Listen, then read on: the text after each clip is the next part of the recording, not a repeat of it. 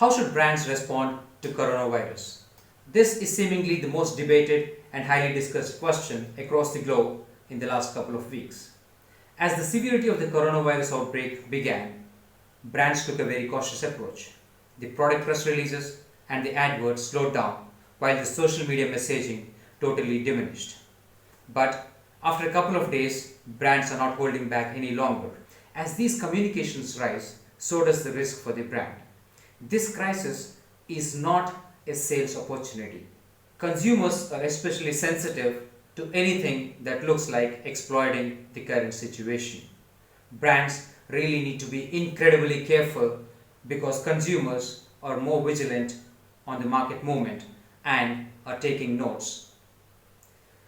So let me share some insights on understanding the consumer psychology during pandemic in 6 key points. Point number 1. Understand the hypersensitive consumer. There is a good percentage of people that are really angry about the current ugly situation they are put in because this situation did not rise from their direct actions. So it's very important for brands to subtly manage the relationships with such consumers. Brands today are feeling totally pressurized to put the message effectively but not sound too sensitive. To understand from a psychology perspective, in times of stress and anxiety, consumers tend to be hypersensitive. And it's very important for brands to get it really right. The regular marketing campaigns, the social media outreach, the connect to the customers in the B2C format or the B2B format are a big no. Number 2, don't self-serve your brand. Some brands have put out ads that try to encourage social distancing by re-imaging and tweaking their logos. McDonald's in Brazil, for instance, have distanced its golden arch from the letter M, stating that it encourages social distancing.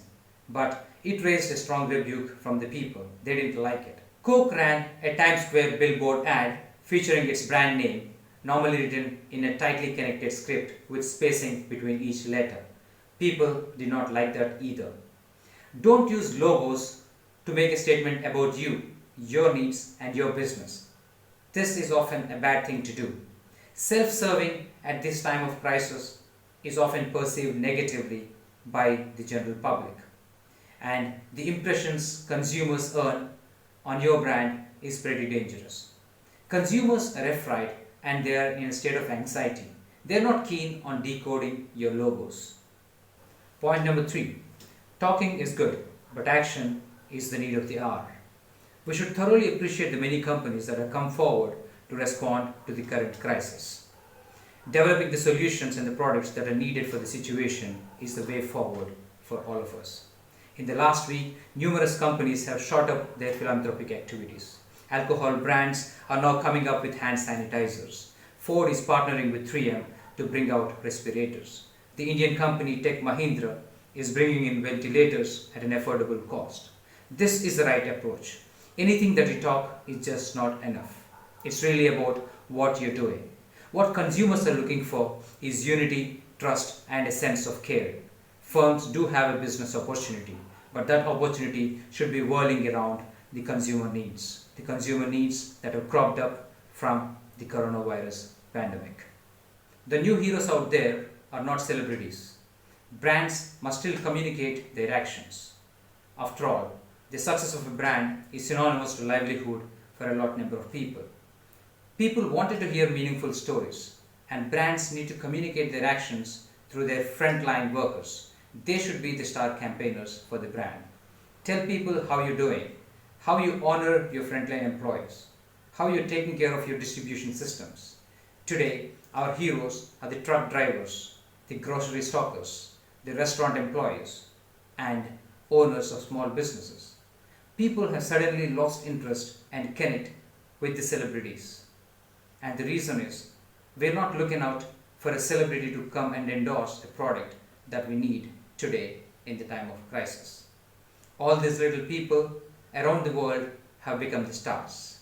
And these stories are what you need to attach to your communication.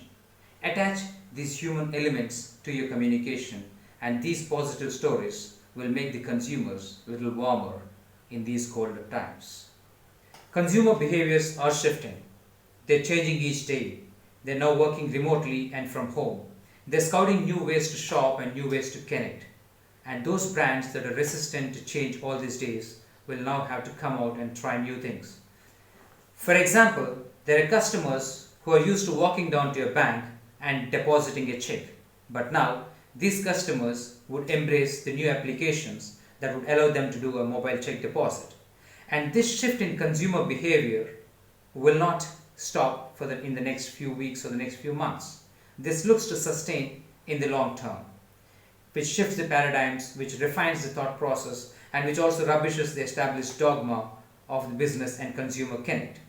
In addition, we also need to be wary of the fact that there would be a strong reluctance from the consumers to spend, and brands should not quickly try to reinstill the desire to buy in the consumers, because consumer spending largely depends on whether or not they're going to get the money next month or whether or not they have the next paycheck coming in. So brands should have the right patience in these times and ensure that the feelings of insecurities get suspended totally from the consumers.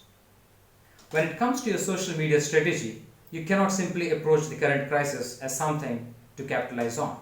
COVID-19 has got life and death consequences for many individuals and families. So don't link your brand to the health calamity just because the world is talking about it. This doesn't mean you should stop advertising or marketing your products. The services that need to be sold during the crisis should be communicated in a totally different way.